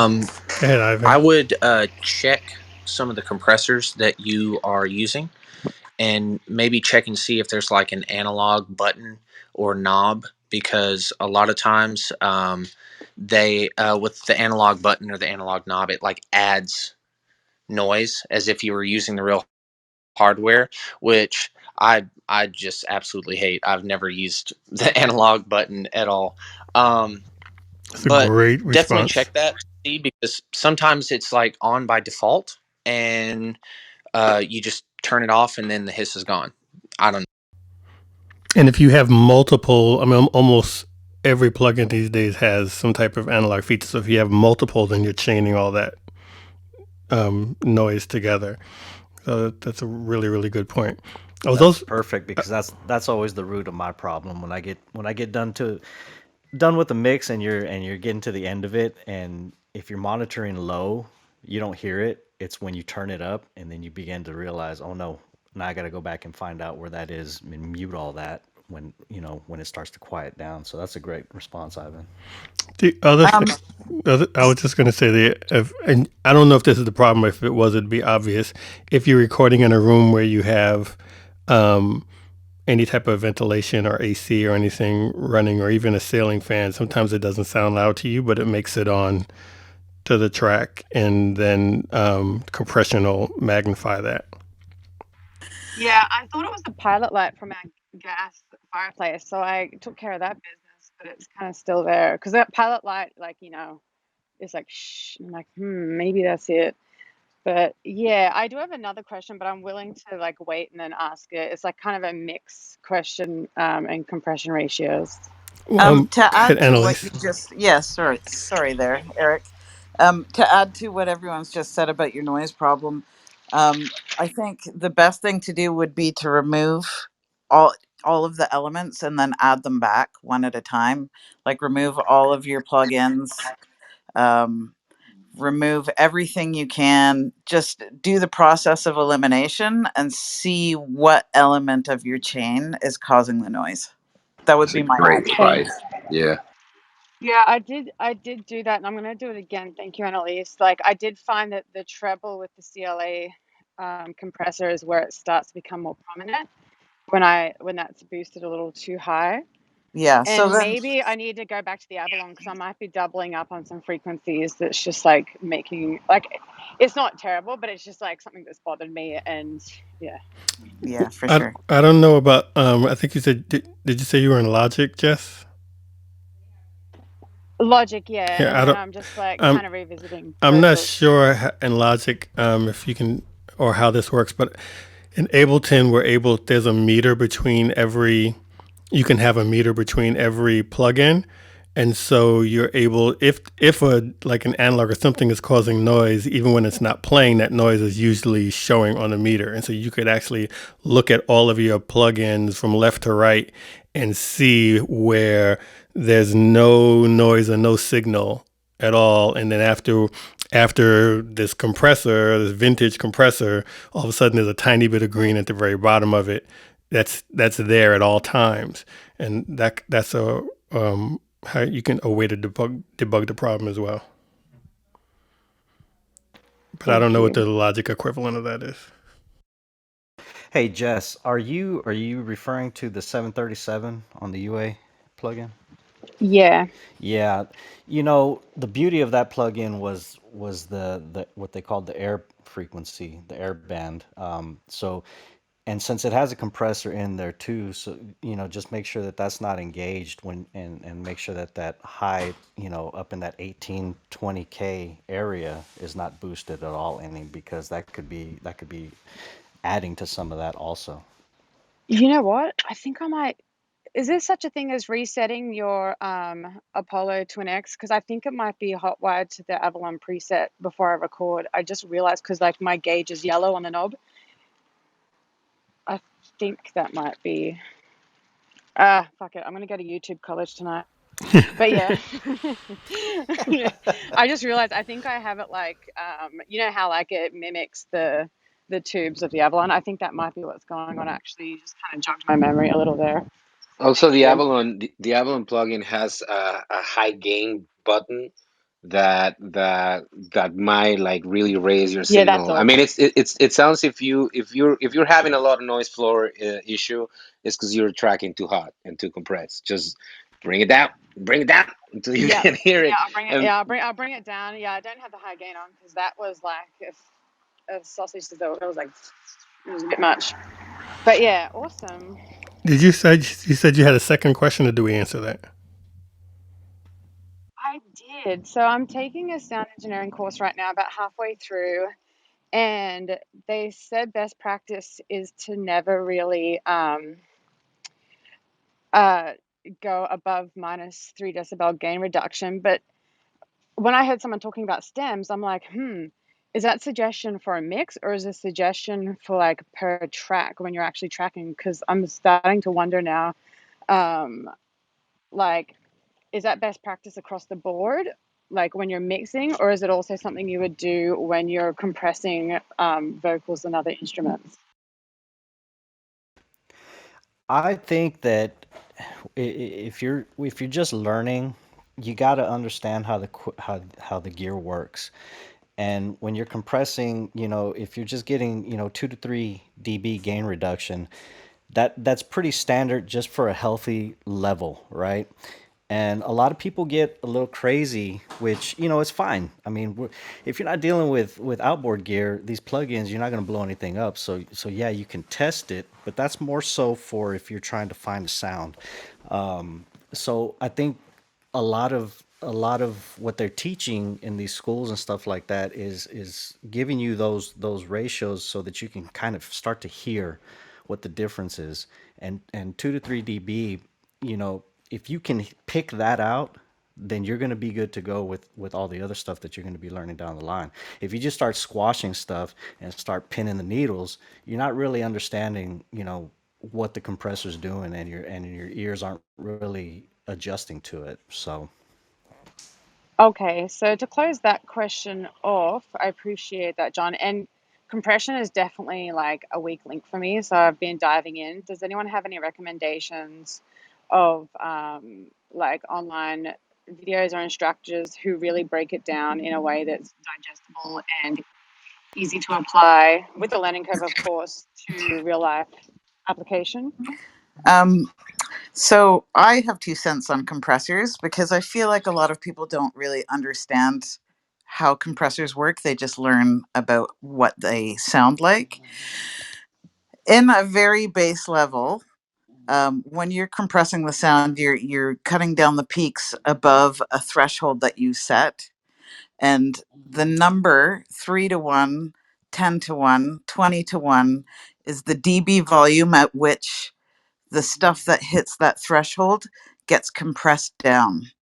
So that's the Yeah, basic yeah, understanding of a compressor. yeah. So then, if you understand that concept, then what is the part that is not clear, Jess? I think what's not clear is my listening. I think like I need to maybe, without actually doing it in one of my own projects, I need to experiment with really extreme levels of compression to practice different things that I'm trying to work with. So Yeah, maybe it's going to come down to just like learning how to listen for certain um, for, points that I'm trying to correct. for There's a sure. So and the original, I think, concept of compression was really to fix recordings. So the idea is that you originally would use a compressor to sort of just level out stuff that might have a lot of peaks in it. But the idea was that you didn't hear it. So now through modern recording, we use compressors for their actual sound, for the amount of compression, for the type of compression. And that sort of listening skill, I think, is just what you're saying is you have to work through it. Yeah, and I would let me just finally add the there's a site that I like a lot, and for Jess or anyone who wants to work on their ear training, it's called soundgym.co. soundgym.co, and you can get a subscription. I have a subscription. I try to do an exercise every day, and it literally is a site of just sound training. So they put two different compressors, and they have one attack set to 0 milliseconds and another attack set to 100 milliseconds, and you have to pick out, from what you're hearing, is it the 0 millisecond setting or the 100 millisecond setting? And they have the same thing with, they take two signals, one that's boosted at 100 hertz and another that's boosted at 15,000 hertz, and then they give you a reference signal, and you have to pick which one is. You listen to the one with the low frequency boost or the high frequency boost, and the more you play, the more complicated and more difficult and more challenging it gets. And I really, really like that for developing your ear to detect the difference between one type of compression to another. All right. I think that's exactly what I needed, Eric. Thank you. I think that's exactly what the doctor prescribed. Awesome, awesome, So awesome. thank you. Very welcome, very welcome. All right, Nelson, how's it going? Hey, I'm doing well. Thank you for having me. I appreciate this, man. Cool. What can we help you with? So, my question might not be tailored for this room in particular. So, if this is off key, please let me know, and I'll be on my way. But I just made an album. I'm independent. I want to basically I want this to get to as many places as possible: TV, radio, film, anything and everything. And I'm not really sure how best to proceed. Like, I don't really know the smartest way to do marketing and distribution and all that stuff. I wanted to know if you guys had any way to weigh in on that. Yeah. So we well, this particular stage might not be the best place for that. Now we do have normally here on Wednesdays we are covering just sync in general. So if you have questions about, okay, how do I get my songs? I just released this album. How do I get it on TV? How do I get it on film? This is the club to come. So come back on Wednesday, and even right now, just for an answer, go to our website, controlcamp.com, and there is a Sync 101 page right on that site. So it's CTRLCAMP, controlcamp.com. You can go there, and there's a whole bunch of things like, how do I get my music on TV? What type of songs work well on TV? There's a whole bunch of resources. And then every week we're here covering, talking to different music supervisors. There are other camps or other rooms on Clubhouse that are better suited to do the independent distribution question, and it's the best way to get on Spotify playlists and the best way to get PR and all those. That's not really our specialty, but come back and hang out with us just to know more about getting your project when it's finished on synced with television. We can help with that. All right, cool. Well, thank you for the info, man. I'll check the website out. Cool. Appreciate you, Nelson. Y'all have a good one. Peace. You too. All right, so since we have about 20 minutes left and we've covered a lot of these questions, what I would like for people in the audience, I see a lot of people in the audience with different levels of experience. I would love some of you to come up and share your own, maybe like one tip that's made a difference or a tip that you want to share, because there's a lot of different specialties in here. I see KZ there who does a lot of vocal recording. I'm sure there's some vocal production tips you have. I see Angela in the audience who does a lot of stuff with live music, and we haven't talked about live instrument recording at all. I did see John Simino, who also does live guitars and things. So anyone in the audience wants to come up and share a tip with the rest of the room that you've learned and that's helped you, this would be a great time to do it. We'd love to have you. What up, John? Hey, what's up, guys? Thanks for all you're doing. Good to see you guys. Hey, this is really good stuff tonight. I'm really digging this. One thing that's been a time saver for me has been templates. I don't know. I came in a few minutes late. I don't know if you talked at all about that. Nope. The idea, having a lot of your stuff set up in advance. Once you tweak stuff and you get it to the point where, it's hitting a certain genre. Save it as a template. It's easy to do in Pro Tools, and I imagine Logic too. And that way, it's a real time saver, because a lot of times, how inspiration is. Inspiration works really quickly. And I like to work fast, so it's like you hate to when you have that idea draining out of your ear because you're forgetting it. Having a template handy, just open it up and you have some of your virtual instruments plugged in. You got your stuff ready to go. That's been a real time saver. Great tip, One other Sean. quick tip: when you're talking about vocal production, and once again, I think Herman and some other people mentioned like you kind of do it to taste and do it to whatever you like. But another cool trick that I've liked recently is you double your lead vocal track, and the second one you squish it really hard, you compress it really hard, and that way you're able to, like, if you're having trouble with a real dynamic vocal getting it to sit in the mix, having a second track that's super compressed and just fade up enough of that, it kind of levels out that bottom part of the mix, if that makes any sense, and it makes it sit a little better. Very nice, John. Yeah, like your own way of doing parallel compression. Really, really cool. Sure. Very cool. Thank you for sharing that. Thank you. Um, Torian, got a tip for us? Yeah, yeah. First of all, I appreciate you guys. Daraj, I don't know if you remember, I met you back in 2016 at Flavor Fest. It was a great time. The hotel was popping. Um, Flavor Fest, man. I ain't been to Flavor Fest in a minute, bro. Good to see you, Yeah, man. I know. Good to see you, bro. So actually, it's funny. When Jess was asking her question, I actually have the answer, or at least I think I do. So I've had the same issue. I have a slightly less complex setup, I guess, in terms of like hardware. Um, Actually, Eric, too. I think you mentioned you have the SSL2. I have that as well. Yep. Love it. I'm blown away by this thing. It's just for the price, you can't beat it. But I've got a SM7B that's running, through the Cloud Lifter, and I actually do have a preamp. I have an Art. I forgot what the full name of the company is, but it's the Pro Channel 2, and it's really dope. I think it's something that has really elevated my sound. I wouldn't use my setup without at least something like this, because it makes a huge difference. And one thing that's helped is just this preamp does cut some of that noise. But what I've noticed is that even still, like, and I think somebody mentioned earlier the idea of, if you were to drop down the gain knob a little bit on the overall volume level as you're recording in, that you'll get rid of some of that room noise. I've found that actually in this particular case doesn't work. The microphone, I think, truly just is the issue. And so what I've done to compensate is, I record like I normally would. I kind of ignore it. Like if I don't have anything to mask it, I'll just kind of ignore it, and then maybe drop off a little bit of the highest end of everything.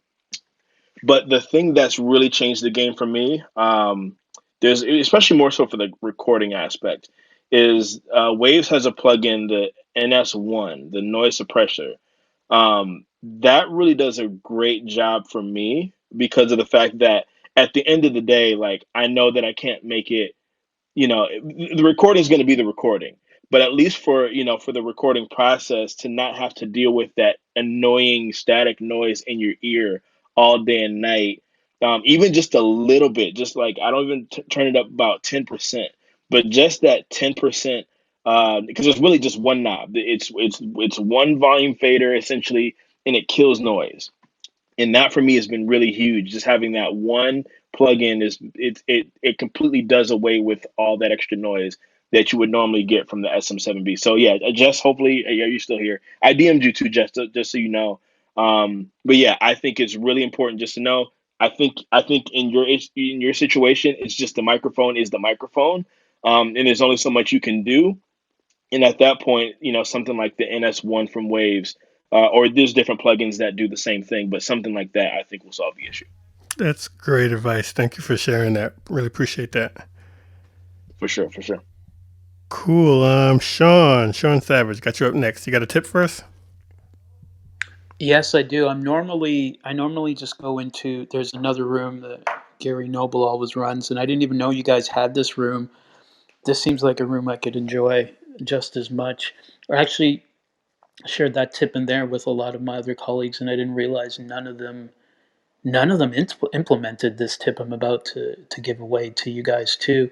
And it surprised me because I thought everybody did this because I came up with this a while ago.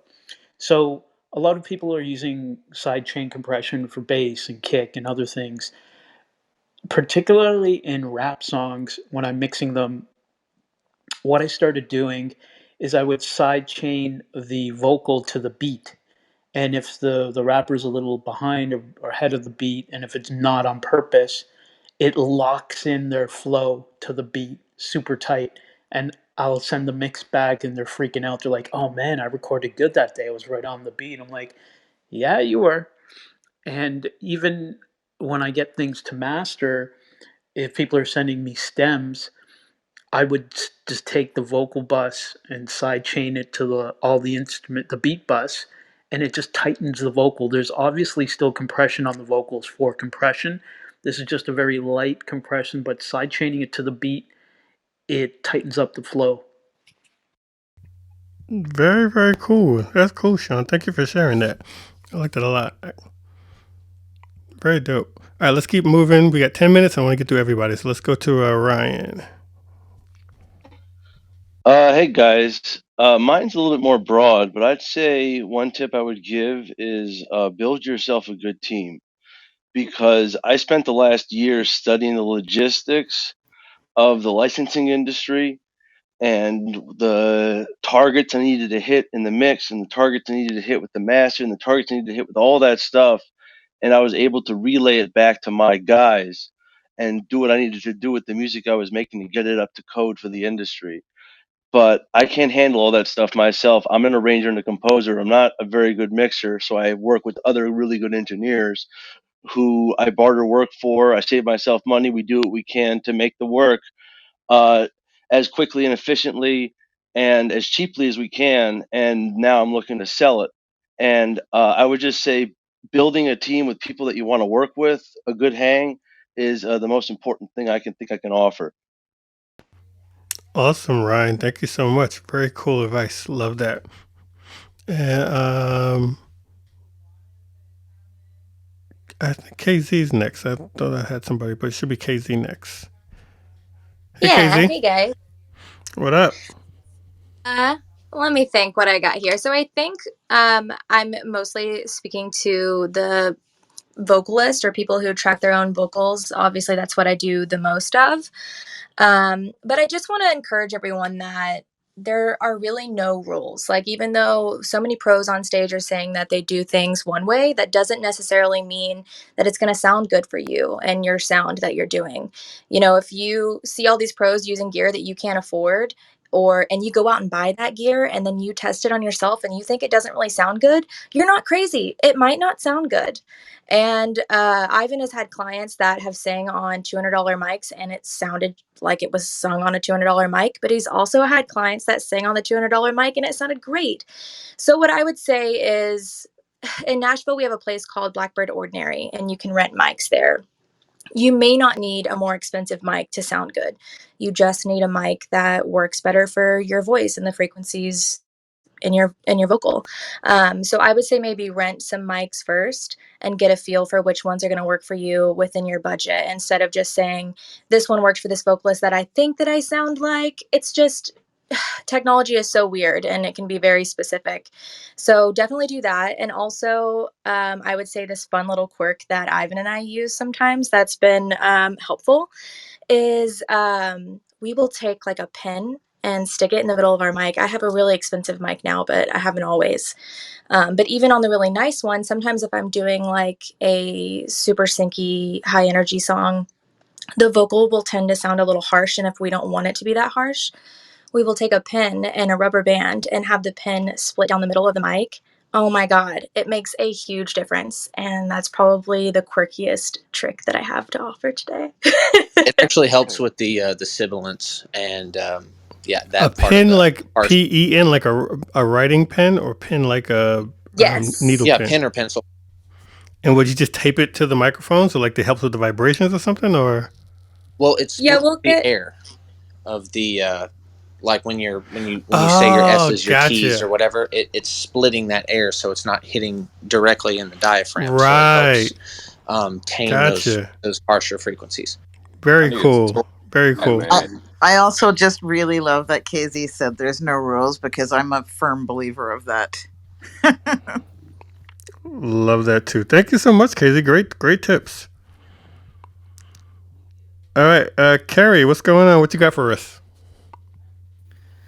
Yo, guys. Good to be here. Thanks for having it. Hopefully, my signal stays strong right now. My tip is quick bit of background. I've been writing music for commercials and TV mostly for 27 years, and so I have to cover a bunch of styles. So for me, organizing my reference tracks been a big game changer. Like make a folder. It's just reference tracks, and make a bunch of subfolders.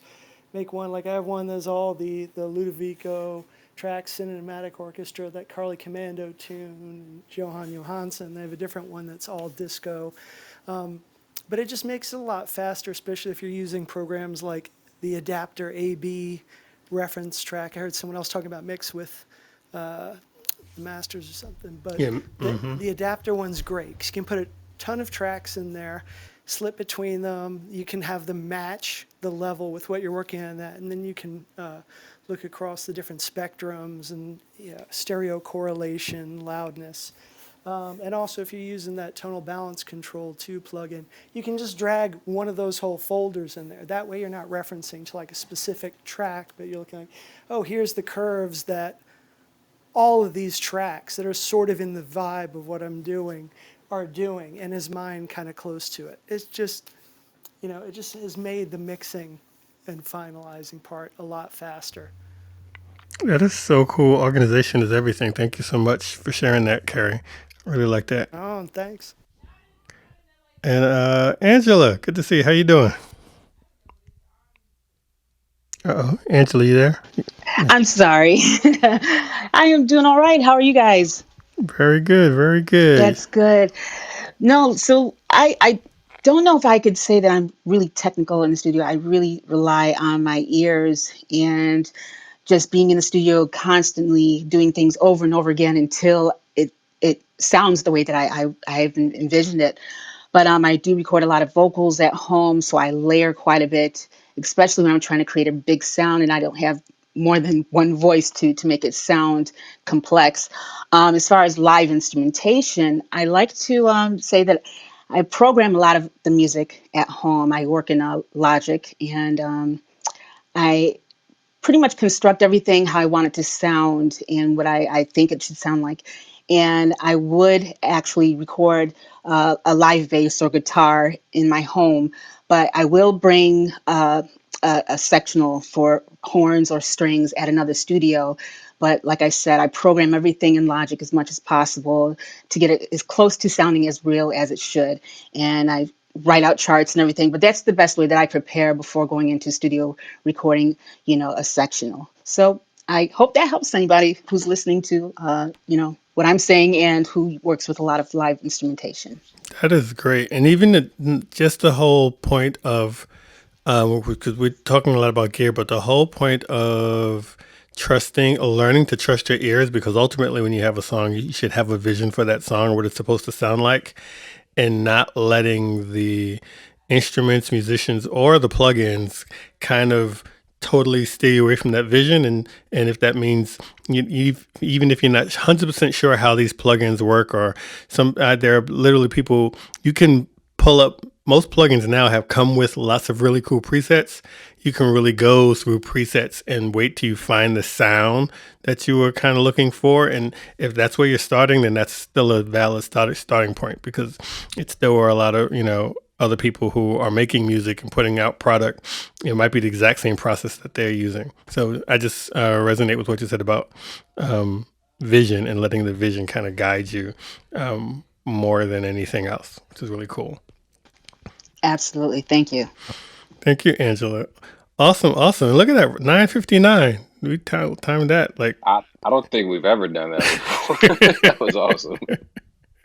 That is Yeah, that is great. So cool, cool. All right, so it's 9:59. Just a quick wrap up. If anybody on stage wants to leave a final quick tip, but really quick because we want to try and let's take advantage of this. This is like the first time we've ever like probably been at where we can like end close to on time. But I would still like to hear from any last remarks from anyone, any tip, anything cool thing we didn't cover, a place to go to learn, a cool thing you want to leave with anyone. Starting with Jason, we'll just go around. And this it was really in depth. I don't know if I have anything else other than just to reiterate that there are no rules. Don't get afraid of not having expensive gear. And really, like the reason we're all doing this is to have because we have to write. For me, I have to write music, and I feel like most of us here we have to do it. Just start doing it and start learning, and just seriously, just have fun. And that's that's all I got. Love it, love it. Annalise.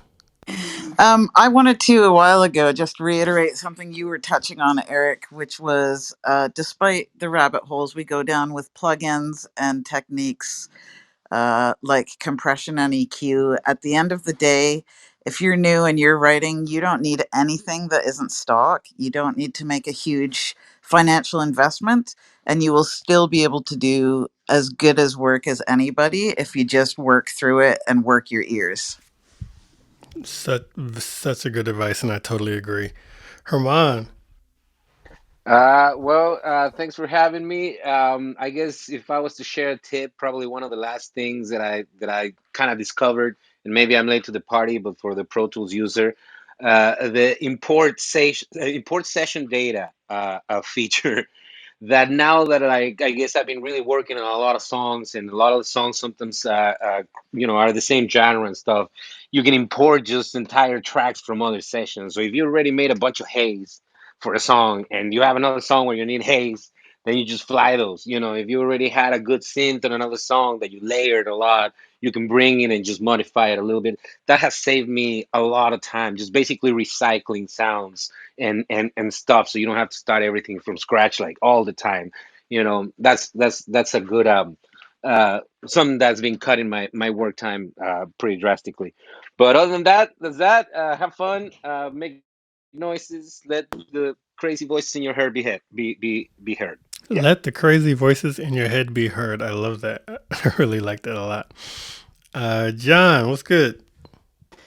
All right, man. We covered so much tonight, and there's so much to take away. I guess if I had to leave anything, it would be for speed and getting to know everything that you're doing is develop a template, learn your shortcut keys, and start getting bold and make decisions and commit. Uh, every time you leave yourself a back door, you leave yourself an opportunity to continue going down that rabbit hole that in sync we just don't have time to do. So learn how to make decisions, stick with them, and you'll learn real quick where you're lagging and what you need to work on. That's gold. Very nice. Koichi. Uh, let's see. My I guess like pro tip would just be in general, take away all the stuff in your signal that you don't need. So this is particularly true for anyone who's making beats, or I know someone had brought up like, oh hey, my stuff doesn't slap as hard.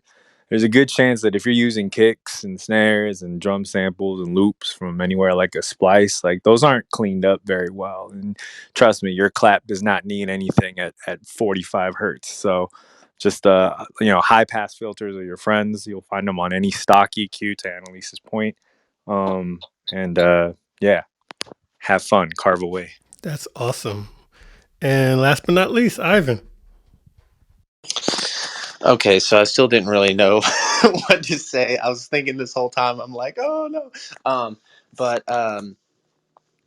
you know, like what most people are saying, have fun with it and um, really start to learn like what things are supposed to sound like via your reference tracks.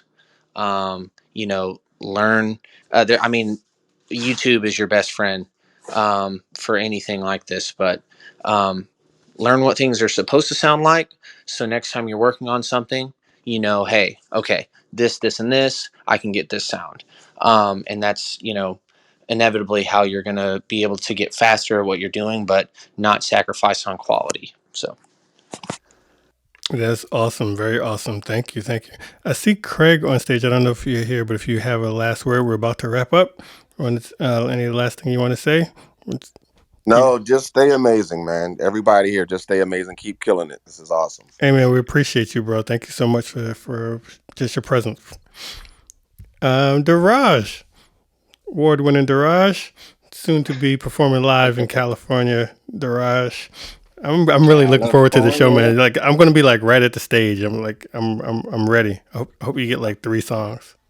I'm gonna throw water on you. Like that's what I usually do at my shows. I'm gonna be Like in the back. whoever's in the front row, I'm throwing I'm water gonna be in the on back. everybody.